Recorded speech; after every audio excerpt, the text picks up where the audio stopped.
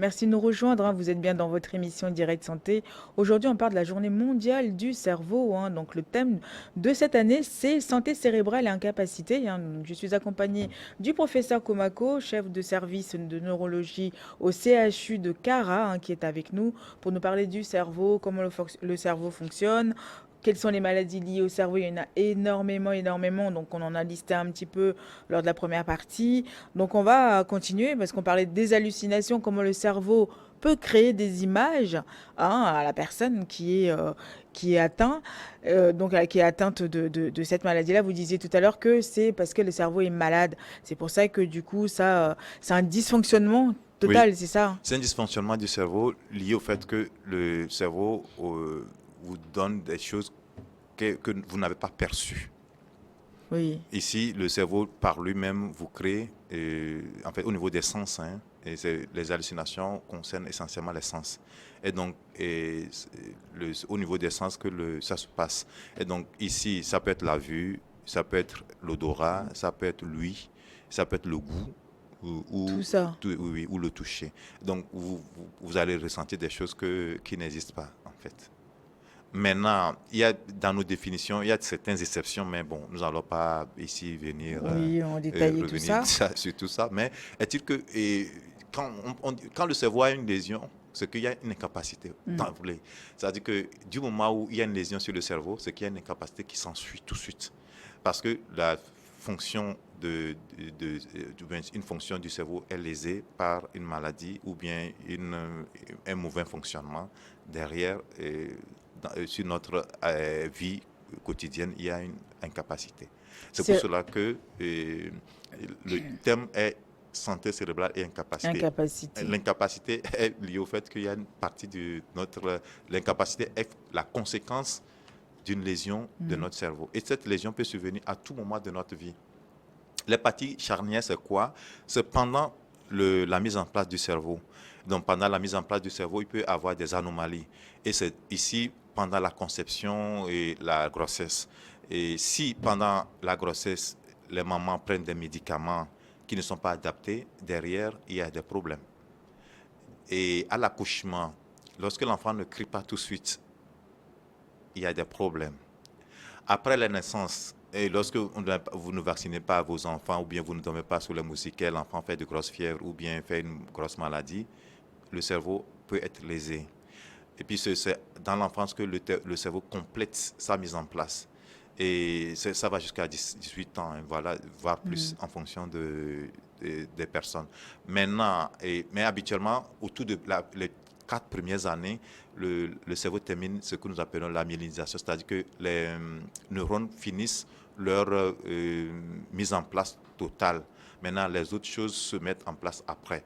Mais quand, durant cette période-là, il y a une maladie qui survient, il peut y avoir un dommage irréversible sur le cerveau, notamment les méningites, le paludisme grave qu'on appelle souvent forme neurologique. En fait, c'est des encéphalites liées au Plasmodium falciparum, c'est le plasmodium le plus dangereux, donc qui peut léser le cerveau de nos enfants.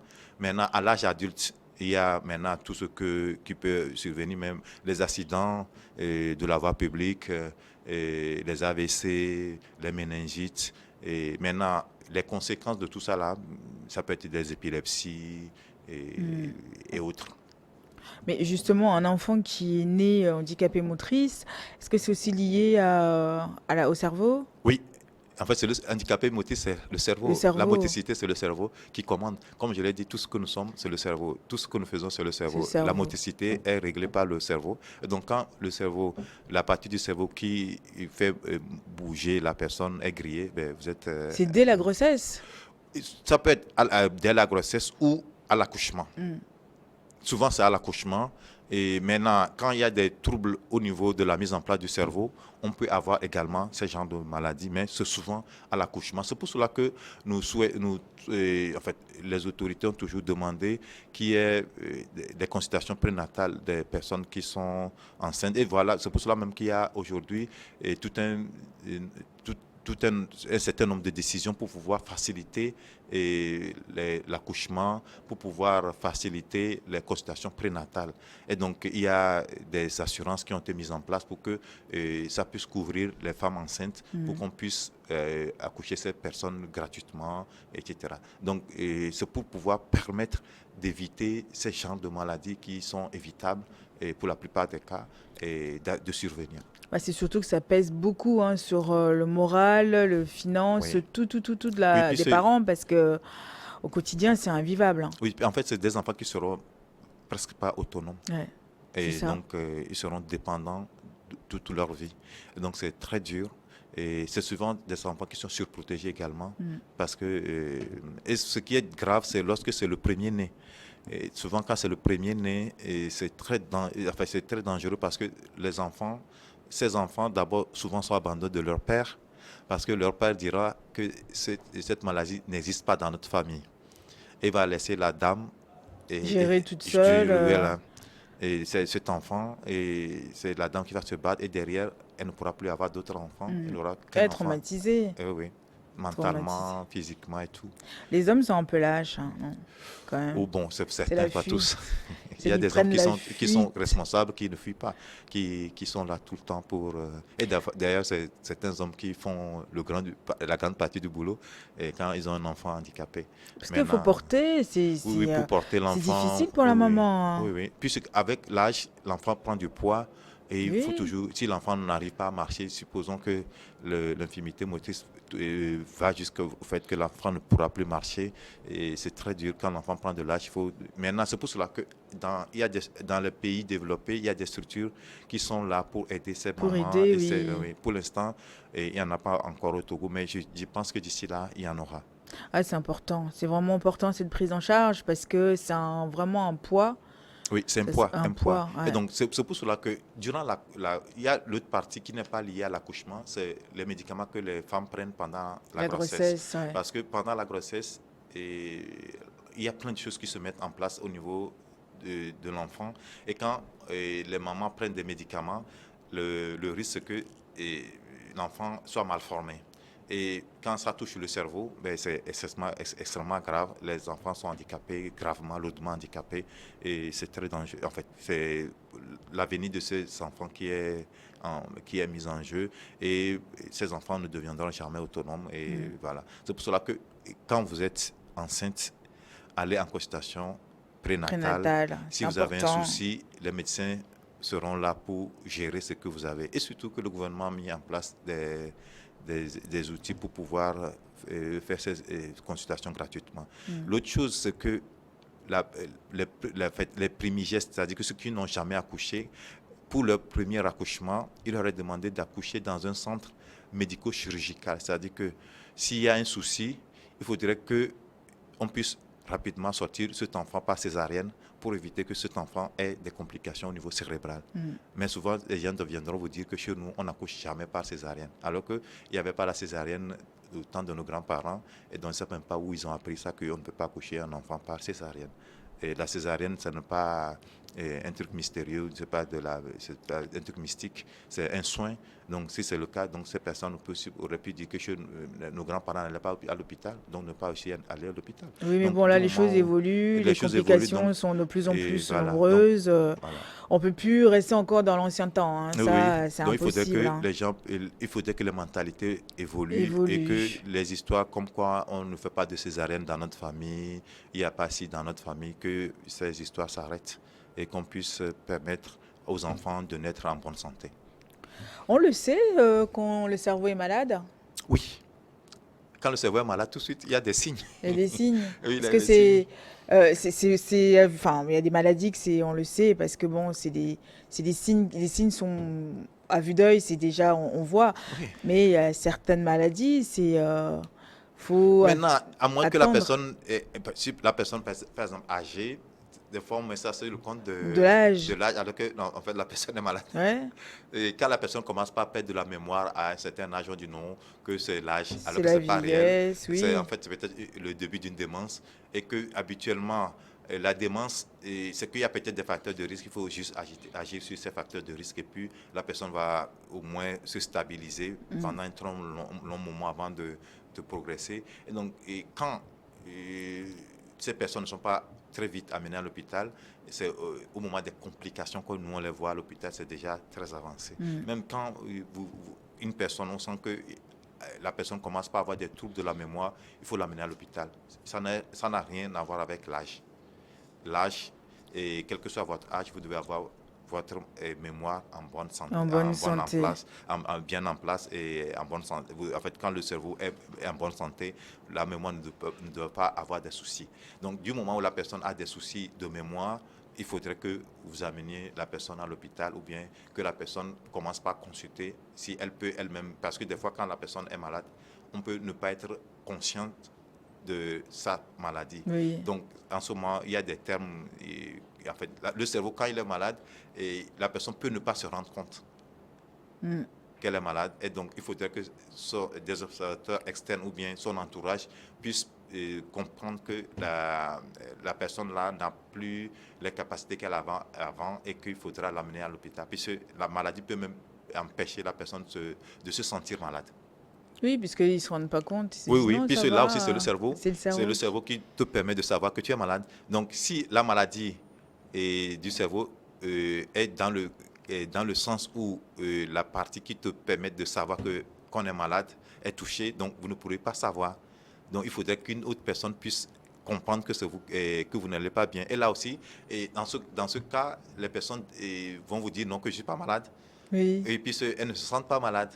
Alors que le cerveau ne fonctionne pas bien. Et en ce moment, pour convaincre cette dernière d'aller à l'hôpital, c'est la croix à la bannière. Et c'est ce qu'on vit tout le temps. Hein. C'est Surtout, ça. en fait, il y a des démences où on a ça, où la personne a un stade avancé, mais vous dit non, que je vais bien, Tout va tout va bien. bien, Tout voilà. va bien. C'est toi qui es pas bien. Alors On te qu'on remet voit sur que toi. C'est tout va ça. mal, mais non, lui vous Non. dit tout va bien Tout va et que je vais bien. très bien et je me suis bien réveillé. L'essentiel, on est C'est réveillé. triste. Ah, Oui. Ah, c'est triste. Mais justement, comment prendre soin de son cerveau? Comment? Comment prendre soin de son cerveau? Comme je l'ai déjà dit, déjà il faut commencer par prendre soin du cerveau dès la conception. Oui. C'est-à-dire ne rien prendre pendant l'accouchement, la grossesse. Accoucher dans un centre médico-chirurgical. Maintenant, à la naissance, faire les vaccinations qui sont prévues Pour les enfants. pour les enfants. Mm. Et quand il y a un petit souci, amener directement l'enfant à l'hôpital. Ne pas attendre. Maintenant, il faudrait manger équilibré. Éviter tout ce qui nuit au cerveau, l'alcool, le tabac, trop de sucre, Trop trop de de sel, sel, trop de gras. trop de gras et faire des activités physiques. Et tout ceci, ce n'est pas seulement le cerveau, ça concerne tout notre organisme. Et tout cela, ça dit que c'est des redondances, mais c'est ces redondances-là qui permettent de protéger tout notre organisme. Le cerveau étant la partie la plus essentielle de notre corps. Et c'est pour cela même que, vous savez, quand on dit capital, capital, c'est-à-dire que c'est le chef. Oui. Et le chef a en soi le cerveau. Et la partie capitale de notre organisme, c'est la tête en qui réside le cerveau. Donc, c'est pour cela qu'aujourd'hui, ne pas prendre soin de soi et ne pas porter de casque lorsqu'on prend la Une moto, moto. et ne pas manger équilibré, manger beaucoup de sel, manger beaucoup de sucre, ne pas manger beaucoup de légumes et de fruits, et ne pas faire d'activité physique, se faire énormément du mal pour notre avenir. Prendre beaucoup de cigarettes, ou bien, en fait, la cigarette, il n'y a même pas de... En fait, éviter carrément la La cigarette. cigarette. L'alcool, c'est vrai qu'on a dit entre-temps qu'on peut prendre chez les hommes 2 verres d'alcool, De en fait, 2 verres vin. standards, bon, 2 verres de vin, 2 verres de whisky. Bon, il y a chaque alcool a son verre. On a dit 2 verres par jour et chez la femme 1 verre. Mais il y a une étude qui a révélé que ces histoires de 1 verre et de 2 verres n'étaient pas réelles, puisque en fait, les personnes développaient les mêmes complications quand Plus elles tard. prenaient plus ou moins.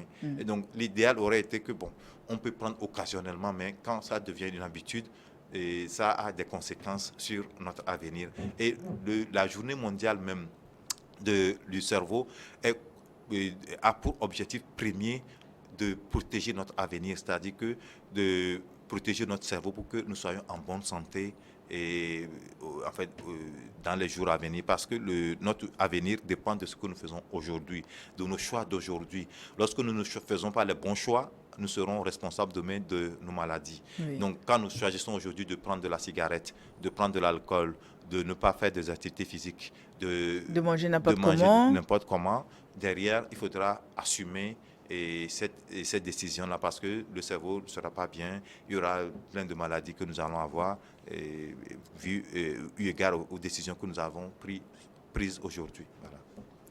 J'ai une petite question pour vous, hein, professeur. Hein, c'est de Madame Dada qui dit que son enfant oublie souvent. Oui. Est-ce que c'est un début de problème de santé cérébrale? Théoriquement, un enfant qui oublie, bon, ça peut arriver, mais souvent, c'est des troubles de la concentration. Oui. C'est des troubles de la concentration. Les troubles de la concentration, on peut en observer à tout âge, hein, que ce soit à l'âge adulte ou à l'enfance. Quand l'enfant a des troubles de la concentration, on peut avoir des oublis. Peut-être, par exemple, vous rentrez dans votre chambre pour prendre quelque chose et vous ne savez plus quoi prendre, ce que vous êtes allé chercher. Et ça arrive, c'est parce qu'entre-temps, au moment où vous alliez, et il y a eu, votre cerveau a réfléchi à d'autres choses de la vie ou bien des problèmes de la vie. et donc, ça fait qu'en temps, vous avez oublié tout ce que vous êtes allé faire. Ça ne veut pas dire que votre cerveau ne marche pas, non. Et c'est des choses qui peuvent arriver. Ça aussi, l'oubli fait partie du fonctionnement normal du cerveau. Parce qu'il y a des choses qui sont, je dirais, agressives au cerveau. Et donc, le cerveau doit pouvoir oublier tout ce qui lui fait mal. Si vous n'oubliez pas, il y a un souci. Oui. Et c'est pour cela que le sommeil est l'autre versant de protection du cerveau. Si vous ne dormez pas, il faut savoir que vous serez malade demain. Si vous ne dormez pas suffisamment, vous aurez des problèmes du cerveau demain. Parce que c'est le sommeil qui permet au cerveau de se régénérer. Et il faut souvent dormir avant minuit, parce que entre minuit et 2 heures du matin, le cerveau se renouvelle en fait. Il remet tout en place, il nettoie ce qu'il y a à nettoyer, il recrée tout ce qu'il faut recréer pour que vous soyez en forme le lendemain. Mais quand vous ne dormez pas, vous ne permettez pas à ce cerveau de travailler correctement. Ouais. C'est pour cela que quand les enfants vont aux examens, quand vous veillez, vous faites du mal à votre cerveau. Ce que vous avez appris, le cerveau n'aura pas le temps de le conserver et vous serez confus le jour de l'examen.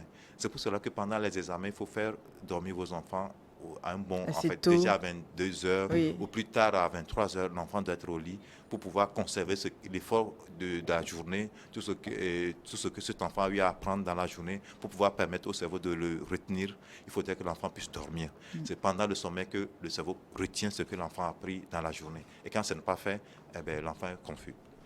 Merci beaucoup, professeur. Merci aussi à vous, Madame Dada, pour votre question. J'espère qu'on vous a éclairé là-dessus. Vous aussi, si vous souhaitez envoyer vos questions, ce numéro, le plus 228, le 93 91 08 20. Le 93 91 08 20. N'hésitez surtout pas à nous envoyer vos interrogations et surtout, comme on vous le dit tous les jours dans cette émission, dès que vous avez un petit bobo, allez consulter un spécialiste de santé. C'est très, très, très important. Ne restez pas à la maison, ne vous soignez pas tout seul. Donc, n'hésitez surtout pas à aller voir votre spécialiste de santé qui pourra vous orienter vers la personne concernée. Merci beaucoup, professeur. Je vous remercie. Un petit mot de fin pour... Le petit mot de fin, oui. Nous sommes ce que notre cerveau est et nous devons prendre soin de notre cerveau. Autrement dit, nous serons malades demain. Et les maladies du cerveau sont extrêmement graves. Et donc, pour pouvoir prendre soin du cerveau, il faut déjà, à la conception des enfants, ne pas prendre de médicaments et ne pas prendre des infusions, aller aux consultations prénatales, accoucher dans un milieu médico-chirurgical et à l'âge et faire les vaccinations qu'il faut, manger équilibré, éviter le sel, le sucre et faire beaucoup d'activités physiques, manger des fruits et légumes, dormir beaucoup. Beaucoup. Je rappelle que vous êtes chef de service de neurologie au CHU de Kara. Merci beaucoup, professeur. Merci à Messi, à Fofo à la régie. Et puis un grand merci à vous tous qui me suivez tous les jours dans cette émission Direct Santé. On se retrouve demain. Bye bye.